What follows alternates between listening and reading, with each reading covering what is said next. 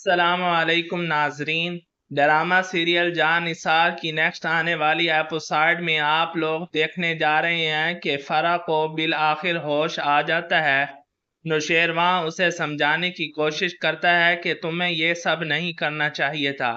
لیکن فرح کہتی ہے کہ اگر تم مجھے نہ ملے تو میں پھر سے یہی کوشش کروں گی، کیونکہ میں تمہارے بغیر نہیں جی سکتی۔ جس پر نوشیروان کہتا ہے کہ اتنا پاگل پن ٹھیک نہیں ہوتا، لیکن فرح نوشیروان سے کہتی ہے کہ میں تمہارے لیے پاگل ہوں، کیونکہ اب مزید میں تمہاری دوری برداشت نہیں کر سکتی، اور اگر مجھے تم سے دور ہو کر ہی جینا ہے تو اس سے بہتر ہے کہ میں مر جاؤں، اور اب اگر دوبارہ میں اپنی جان لینے کی کوشش کروں تو مجھے صرف اسی صورت میں بچانا اگر تم میرے ہو سکتے ہو۔ اگر یہ ناممکن ہے تو پلیز مجھے مرنے دینا، کیونکہ اب دوبارہ کبھی بھی تم مجھے چھوڑ کر گئے تو میرے لیے یہ سب برداشت کرنا مشکل ہو جائے گا۔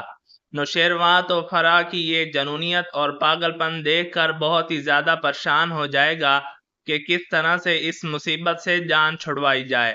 کیونکہ نوشیروان یہ بھی نہیں چاہتا کہ فرح اپنی جان لینے کی کوشش کرے، لیکن وہ بہت بے بس ہے اور وہ فرح کو اپنا نہیں سکتا،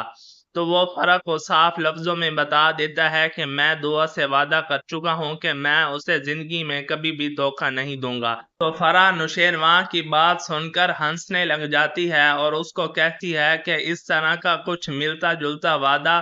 تو تم نے مجھ سے بھی کیا تھا کہ تم میرے علاوہ کبھی کسی اور سے پیار نہیں کر سکتے۔ دوسری طرف ناظرین، جب دعا اپنی ماں اور بہنوں سے ملتی ہے تو وہ یادوں میں چلی جاتی ہے، کیونکہ وہ اپنے گھر کو دیکھتی ہے تو اسے وہ سب چیزیں، وہ سب باتیں یاد آتی ہیں جب وہ سب بہنیں ایک ساتھ رہتی تھیں۔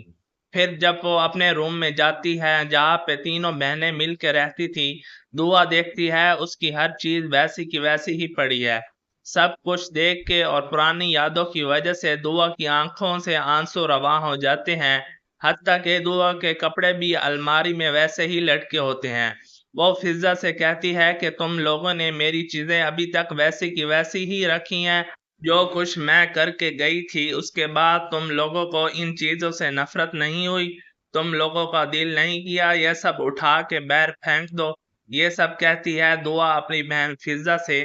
تاکہ میری یاد کبھی نہ آئے، لیکن فضا اسے سمجھاتی ہے کہ دعا جو کچھ تمہارے ساتھ ہوا اس میں تمہاری کوئی غلطی نہیں، تم نے ایک گھٹیا انسان سے محبت کی، اس پر اعتماد کیا، اس نے تمہیں دھوکہ دیا، غلطی تو ساری اس کی ہے۔ ہاں یہ تمہاری غلطی ہے کہ تم نے اپنی بہنوں پر، ماں پر بھی اعتماد نہیں کیا اور ہم سب سے چوری چھپے اس سے ملنے چلی گئی، لیکن تمہیں کیا پتا تھا کہ وہ خبیث انسان تمہارے ساتھ یہ سب کرنے والا ہے، اور فضا کو پتہ ہی نہیں کہ دعا کی زندگی برباد کرنے والا کوئی اور نہیں بلکہ اس کا اپنا شوہر سرفراز ہے، اور دعا کو بھی تو نہیں پتا کہ میری زندگی جس نے برباد کی ہے اب وہی انسان میری بہن کی زندگی بھی برباد کر رہا ہے،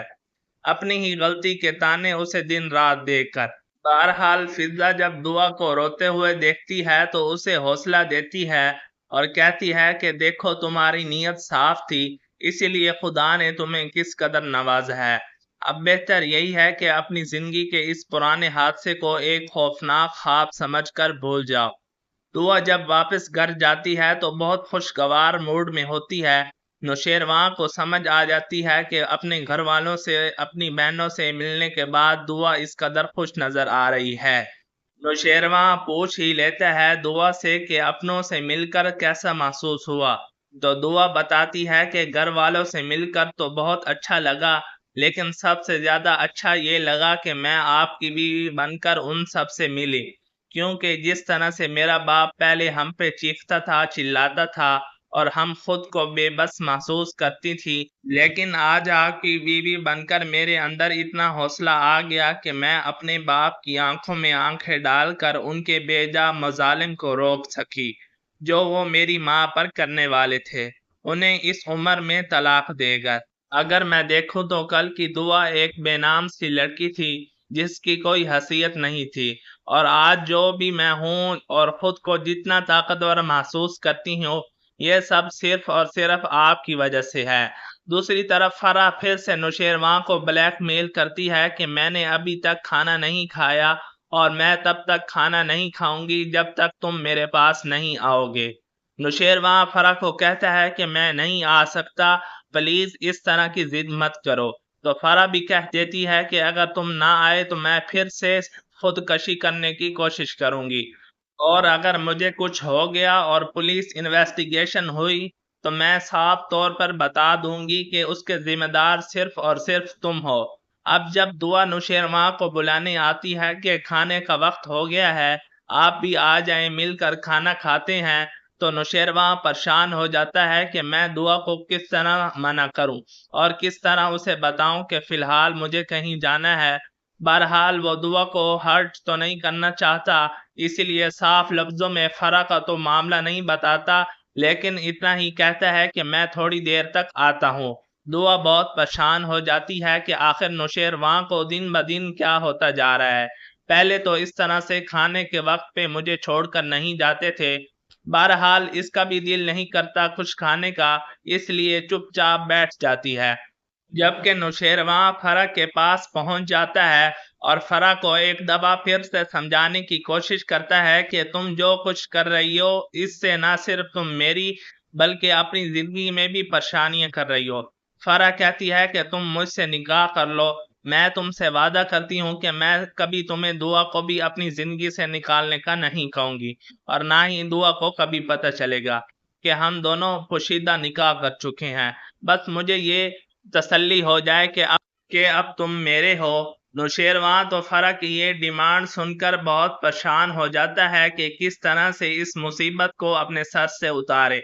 پہلے کشمالہ اور اب یہ فرح بلا وجہ نوشیروان اور دعا کی محبت بھری زندگی میں مشکلات پیدا کر رہی ہیں۔ دوسری طرف ناظرین، کشمالہ کو بھی چونکہ اس کے جاسوس ایک ایک خبر پہنچاتے رہتے ہیں تو وہ دل ہی دل میں بہت خوش ہے کہ یہ جو دعا بڑے بڑے دعوے کرتی تھی بہت جلد اسے منہ کی کھانی پڑے گی،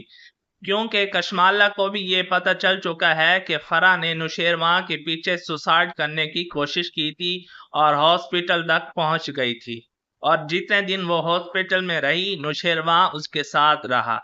جی تو ناظرین، آپ لوگوں کو کیا لگتا ہے، کیا فرح سے نکاح کر لے گا نوشیروان؟ ہمیں کمنٹ سیکشن میں ضرور بتائیے گا۔ ناظرین، اگر ویڈیو اچھی لگی ہو تو ویڈیو کو لائک، شیئر اور چینل کو سبسکرائب کر لیں۔ ملتے ہیں اگلی ویڈیو میں، تب تک کے لیے اجازت دیجیے، اپنا خیال رکھیے گا۔ اللہ حافظ۔